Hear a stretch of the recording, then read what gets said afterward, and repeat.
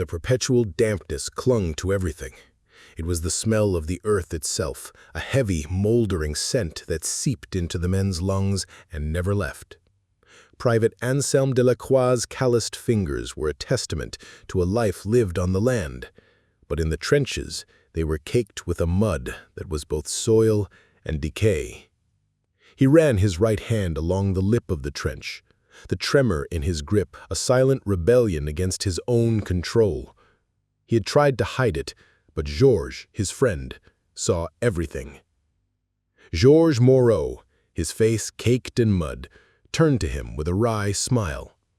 He remarked that at least this mud was better than the kind they had to drink, a taste of petrol and rust that never left the back of Anselme's throat. The taste was a constant, foul reminder of their reality. Anselme simply nodded, a tight, thin-lipped expression on his face. He felt the weight of his M1 893 marching boots, heavy and waterlogged. Every step was a fight against the earth itself. The sky above was a bruised gray, threatening rain that would only turn the mud into a deeper, more treacherous swamp. A distant, sharp report, a sound like a cracked whip, made Anselme's head snap up. It was a sniper shot. Georges casually looked towards the sound, his face a mask of resignation, as if he had heard that sound 1,000 times before. He had. Anselme, on the other hand, felt a jolt of anxiety. The tremor in his hand intensified, a frantic drumbeat against his will. The sound of the war, even when distant, was a physical thing. It was a pressure in his skull, an ache behind his eyes that never went away. The sergeant, a man named Pierre Valois, barked orders. He told Anselme that his uniform was a disgrace. It was stained with mud and patched with whatever fabric he could find, a symbol of his exhaustion and the relentless grinding routine of trench life. Anselme acknowledged the order, his voice barely a whisper. The sergeant's eyes were cold and empty, a common sight on men who had been at the front for too long. He saw men as little more than tools for a job, and a dirty tool was a sign of a job poorly done. Anselme's mind drifted to his family farm, a place of order and purpose. He imagined the feel of the dry, rich soil between his fingers. The thought of it, of returning to that simple, honest life, was what kept him from succumbing to the creeping despair. It was his private hope, something sacred he held close. The sergeant's gaze broke his reverie. He was telling Anselme that he needed to go into Amiens for a new uniform, or at least to get this one properly repaired. He mentioned that a new offensive was imminent, and they needed to look the part. The rumor had been buzzing through the trenches for weeks. Now, it was a command. In the heart of Amiens, away from the front, a different kind of world existed. Life here was relatively normal, a fragile bubble of peace. A young woman named Élise Dubois sat at her sewing machine on the second floor of a small shop. The rhythmic whirring of the machine was a peaceful counterpoint to the quiet, dignified stillness of her shop. Her nimble fingers moved with purpose, a reflection of the methodical calm she held within. She was a costurera, a seamstress. Her hair was pulled back in a tight, practical knot, and her blue eyes, so full of a quiet strength, were focused on her work. She had an extraordinary, unspoken mission. She would take the uniforms of the soldiers, and with a needle and thread weave in tiny, hidden messages. These were not for war. They were for love. She knew that official letters were often censored or lost, but her messages of encouragement and hope, hidden in the very fabric of the uniforms, were her silent acts of resistance. She was fighting the war with her own weapons, a needle and thread. A soldier came to her, a hardened veteran, his uniform torn and a deep sadness in his eyes. He asked her to repair it. When she took the uniform, her fingers brushed against his.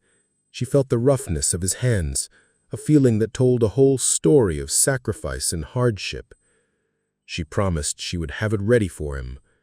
When he was gone, She turned to the uniform, her expression serious.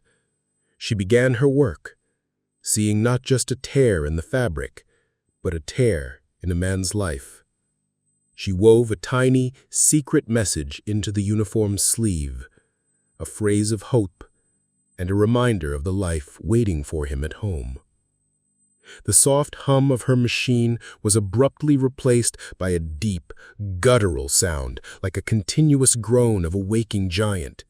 It was the sound of the creeping barrage, the thunderous roar of over 2,000 artillery pieces firing at once. The sound grew louder, closer. Her teacups trembled on their saucers. The walls of her shop seemed to hum with the low, ominous frequency of the explosions. The war, a distant terror, had finally announced its presence at her doorstep. The earth, slick and unforgiving, rose up to meet Anselme. A stray piece of shrapnel from a distant shell hit the side of the trench, and the resulting shower of dirt and stone caused him to lose his footing, his already trembling hand catching on a protruding piece of wood. The gash was shallow but angry, a red line on his grimy skin. He knew it was a minor wound, a pathetic thing compared to the horrors he saw every day, but it was enough. It was his ticket. His uniform, already tattered and stained, was torn at the elbow. Sergeant Valois, with his empty eyes, simply told him it would need a proper repair. He was dismissed from his duty for the rest of the day. The journey back to Amiens was a slow march away from the sound of the front. The air, which had reeked of earth, mold, and fear, slowly began to change. He smelled wet wood, and then, faintly, the aroma of baking bread. The tension in his shoulders, a knot that had been tied since his first day in the trenches, began to loosen. Amiens, even with the constant threat of distant shells, felt like a different world entirely. Life was relatively normal here, a fragile veneer of peace that was both a comfort and a sharp reminder of what he had lost. He found the small shop on a quiet street in the middle of the city. A bell tinkled as he opened the door, a sound so delicate it felt alien to him. The air inside was warm, smelling of pressed cotton, dry paper, and a faint hint of lavender. It was a world of order and calm, a stark contrast to the chaos and mud that was his life. He saw her then, standing beside a work table, her dark hair pulled into a neat bun. Her hands, he noticed, were not calloused like his, but thin and nimble, moving with an effortless grace over a piece of fabric. He saw the way her brow furrowed in concentration, the purpose in her every movement. It was a purpose he had lost somewhere between the first shell and the latest one. Élise looked up, her blue eyes meeting his. She saw the exhaustion in his gaze, a cloud of weariness and melancholy that seemed to weigh him down. She noticed the dirt smeared on his jaw, the rough cut of his uniform, and the way his right hand, the one he held awkwardly by his side, trembled imperceptibly. The tremor was not from the cold, she knew, but from a deeper, more profound kind of coldness. She gestured to a small chair and asked him what he needed. He told her, his voice a low, raspy whisper, that his uniform needed a repair. He held it out, a symbol of everything that was broken in his life. He asked her why she was still here, in Amiens, so close to the front. He explained that many had fled, that there was a growing fear that the front was coming closer. She looked at him, her gaze gentle but firm, and quietly told him that someone had to stay to fix what was broken. She was talking about his uniform, he thought, but he felt she was talking about something much larger. She was talking about men like him. He handed her the tunic. Their fingers brushed for a moment, his rough and dirty, hers soft and delicate. The contact was a shock, a sudden electric jolt of human connection that had been missing from his life for so long. He felt his face flush. She gave him a small, sympathetic smile and promised the uniform would be ready in a few days. He thanked her, a knot forming in his throat, and left the shop. The sound of the bell was different this time. It was not alien, but a sound of hope. Anselme walked back towards the front, his legs feeling lighter. He was still in the shadow of the war, but a small flame had been lit inside him. It wasn't a wildfire, not a burst of courage or bravado, but a quiet, steady flicker of hope. He thought of Élise, of her eyes and of her words. She was a silent hero, a woman who stayed to mend the men who fought the war. His journey back to the front was no longer a march towards a meaningless death, but a return to a mission he now shared, to survive and to protect the hope she represented. In her small, quiet shop, Élise sat and carefully examined the uniform. She saw the bloodstains, the mud, and the patches that had been crudely sewn in haste. She thought of the soldier who had brought it to her, of the sadness in his eyes. She picked up a needle and a thread. She would not just mend the uniform. She would weave in a new message, a message for him. She saw in each stitch a small victory against the war's anonymous destruction. She was a silent messenger, and her work was a small light in a world of growing darkness. A sense of unnatural stillness had descended upon the front. It was a silence that felt heavier than the normal quiet of the night, a stillness that played on a soldier's nerves and spoke of a great and terrible tension held in check. Anselme stood in the communication trench, the cold, wet air stinging his nostrils. Beside him, George simply looked at the sky, his hands stuffed deep into his uniform pockets. He remarked that it was the quietest night he had experienced in weeks, a thought that filled Anselme with a creeping dread. The oppressive calm was a lie. Then, at precisely 4:20 a.m., the world shattered. It was not a single explosion, but a continuous, overwhelming roar. A tsunami of sound and fire crashed over the trenches, a wall of noise that was so immense it felt physical. The ground began to vibrate, a low, constant tremor that made the mud walls of the trench shake and loose stones fall from above. Anselme's heart hammered against his ribs, and the involuntary tremor in his right hand intensified, becoming a frantic, uncontrolled thrum. He felt the world tilt. The smell of high explosives, thick and metallic, overwhelmed the damp scent of the earth. The narration of the battle was an assault on his senses.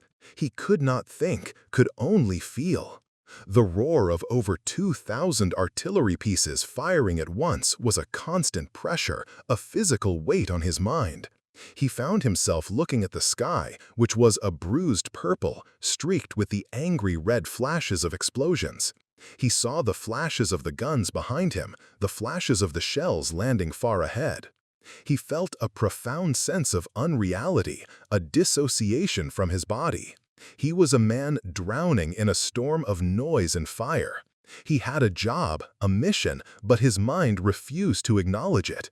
His hands, though they had handled a rifle and a shovel 1,000 times, refused to obey the simple command to move.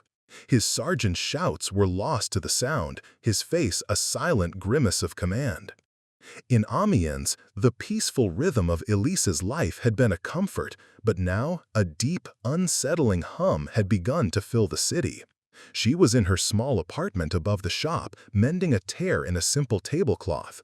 The windows in her workshop rattled in their frames, a continuous vibration that made her sewing needles, sitting upright in a small porcelain cup, clink together with a frantic, nervous rhythm. The sound was not the sharp, clean report of a gun, but a low, rolling groan, like thunder that would never end. It was the sound of the battle growing closer. She walked to the window, pulling back the thin lace curtain. The sky to the east was not yet touched by the dawn, but it was lit with a terrible, pulsing light. She saw flashes, a constant flicker of light that came from beyond the horizon. The air was still, but carried a faint scent of smoke and burnt gunpowder. A deep sense of urgency filled her, a need to finish her work. She had a list of uniforms to mend, a list of messages to sew. Her needles moved faster, a silent race against a force she could not comprehend. She was a woman of quiet defiance, a protector of small, precious things. She would not flee, she would not be undone. She would hold her ground. She was just finishing the last stitch on a soldier's coat when a particularly powerful vibration shook her small shop. A cup fell from a shelf and shattered on the floor, the delicate sound lost to the outside world. The walls groaned.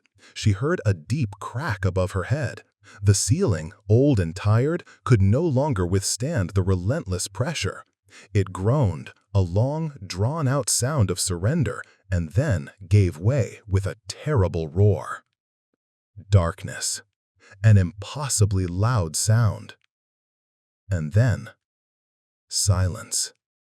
The world had narrowed to a single point of sharp, insistent pain. The shrapnel wound was a searing brand on his thigh. He felt the cold touch of a stretcher, and then the rhythmic jostling as he was carried, the sounds of battle receding into a dull, thrumming echo. He was no longer in the chaos of the creeping barrage, but in a field hospital behind the lines. The air was thick with the sterile scent of antiseptic and the coppery tang of blood. The sounds were different, too.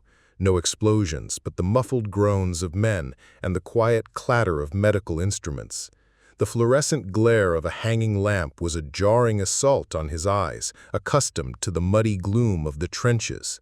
He lay on a cot, his body heavy and exhausted, his mind a fog of disbelief. He was safe. For now.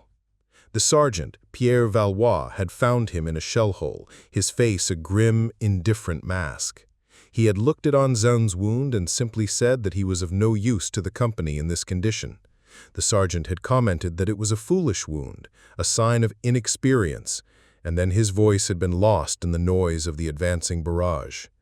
Now, in the relative quiet of the aid station, Anselme felt a profound sense of emptiness. The familiar tremor in his right hand was gone. It had been replaced by a gnawing emptiness, a sense of having abandoned his post. He had survived, but he had lost his purpose. His mind, however, did not linger on the shame of his wound. It flew to Amiens, to her, his one anchor in the storm. He imagined her in her small, neat shop, the clinking of her needles, the quiet calm of her presence. The thought gave him a jolt of energy, a new, desperate purpose.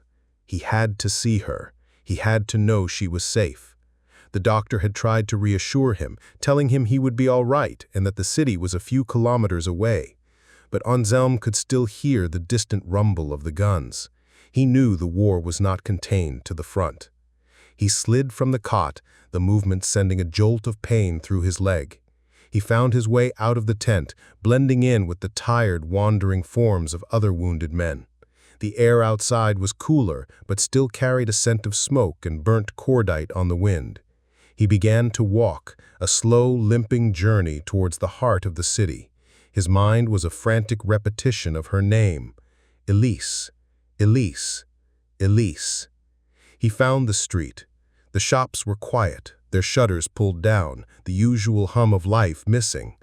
Amiens was not under direct attack, but it had felt the terrible consequences of the battle. The air was heavy with the smell of rubble, dust, and something else, something sharp and tragic. He saw it then. The building that housed her shop and her life was nothing more than a broken skeleton of brick and wood. The continuous seismic vibrations from the artillery barrage had been too much for the fragile structure. It had collapsed in on itself. His breath caught in his throat. He felt the blood drain from his face, a cold, empty feeling spreading through his chest. He staggered forward, ignoring the protests of his leg. He felt the crunch of splintered glass and the gritty texture of dust on his hands. He began to search, his mind a quiet scream. He called her name, his voice a hoarse whisper. There was no answer. He found her under a pile of rubble. She was lying there, her body broken and still, one hand resting on a half-mended uniform. Her eyes were closed, and a faint smile seemed to have been frozen on her lips. She had not died in the chaos of battle, but in a final, terrible silence. Anselme knelt beside her, his hands shaking again, a different kind of tremor this time. It was a tremor of grief, of a hope extinguished. He had found her, but he had lost her. He carefully pulled her out, placing her gently on the ground, and then, his eyes falling on the uniform, he saw it. The fabric was torn and dirty, but in the sleeve, he saw her work. He saw the tiny, intricate stitches, a delicate line of blue and white thread. It was not a mending of a tear, but a message. He pulled it closer, his large, rough hands trembling as they ran over the delicate needlework. He found a piece of paper, folded and tucked into the pocket. It was a letter to a soldier's family. He had not known she did this. He read the words, and they were not a message of pain or sorrow, but of love and defiance, a quiet, anonymous act of courage. Anselme sat in the dust and the ruins of her life, the uniform clutched in his hands. He had come to find her, and found only her death. But in that death, he had found her legacy. She had not just mended uniforms, she had mended souls. He understood then the full weight of her words, that someone had to stay to fix what was broken. He had lost his hope when she died, but he had found something more powerful in her final act. Her life was gone, but her message remained. He saw in his mind's eye the Amlies that would read her words, the comfort they would feel, the hope that she had given them. He felt a deep, aching sadness, but it was no longer an empty pain. It was a new, a profound purpose. The tremor in his hand was stilled, replaced by a quiet, fierce resolve. He would deliver the message. It was his mission now. The grief that seized Anselme was a physical thing, a crushing weight that made his lungs ache. He was no longer a soldier on a mission, no longer a man with a private hope. He was a man consumed by loss. He sat amidst the ruins of Élise's life, the dust from the fallen bricks clinging to his clothes and his skin. He clutched the uniform in his hands, the fabric a soft, fragile counterpoint to the brutal chaos around him. He traced the lines of the hidden message, a silent testament to a quiet heroism he had not known existed. He had been searching for something to mend his own broken spirit, and he had found a woman who, in her final act, had mended others. A soft groan from a nearby pile of debris broke his trance. He carefully placed the uniform down and, despite the sharp protest from his wounded leg, he limped over. Under a heavy beam, a young soldier lay with a shattered arm, his face pale with pain and his eyes half closed. He was a boy, no older than Anselme himself. Anselme carefully moved the debris, pulling the boy free. The soldier's breathing was shallow and ragged. He murmured something, and Anselme bent closer, straining to hear. The boy spoke of a name, of a village. It was the same village Élise had written about in her message. Anselme stared, a profound understanding dawning in his mind. Élise's hope had not died with her. It had a physical form, a purpose, a destination. His own grief began to transform, the weight on his chest not gone, but changed. The frantic tremor that had plagued his right hand for months began to subside, replaced by a quiet, determined stillness. He was no longer a survivor. He was a guardian of her legacy. He would not just deliver this message, he would find a way to honor her. He would be the quiet messenger for the quiet heroes. He got to his feet, a new kind of purpose in his stride, a purpose not born of duty, but of love. The fighting slowly, then quickly receded. The Allied offensives were pushing the German armies back. The relentless thunder of the guns, once the soundtrack of his life, faded into a distant memory. The war was ending. Anselme, with his wound and his new mission, survived. He was one of the lucky ones, a ghost from the trenches who had been given a second chance. He was told he could go back to his farm, back to the simple life he had so desperately wanted. But he knew now that he could not. His purpose lay elsewhere. He was now a traveler, a man on a pilgrimage of hope. He found the village, a small, quiet place, untouched by the great guns. He found the home of the soldier, a small cottage with a garden. He knocked on the door, his heart hammering against his ribs, not with fear, but with a quiet anticipation. A woman, the soldier's mother, answered. Her face was etched with worry, her eyes tired from months of waiting. He spoke to her of her son, a young man of immense courage. He did not talk about the brutal realities of the front, but about the simple, profound hope that had been born there. He gave her the uniform, and she saw the message, the tiny, intricate stitches on the fabric, a message of a love so strong it had survived the war. She began to cry, but they were not tears of sorrow. They were tears of relief, of a profound and simple joy. He then told her the story of Élise, the Costuria, the silent hero. He described her quiet courage, her unwavering purpose, the way she had worked in the face of so much horror. He told her how Élise's final act was to ensure this message was delivered and how her spirit had passed to him. He was a man who had lost everything, but in telling her story, he had found his place in the world. He had found his peace. The war ended, but Anselme's journey did not.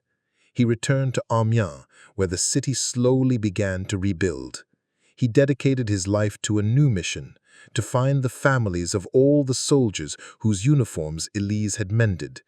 He began a new kind of search, one that was not for survival, but for connection. In doing so, he became the messenger of her legacy.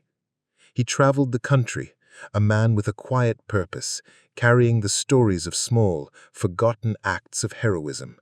He told her story to all who would listen, ensuring that her quiet courage would never be forgotten. He had gone to war to defend his home, and had returned to become the guardian of a different kind of hope. The hope that even in the darkest of times, an act of compassion, no matter how small, could transcend death and light a path for others. He had lost his love, but in a final quiet act of redemption, he had found his soul.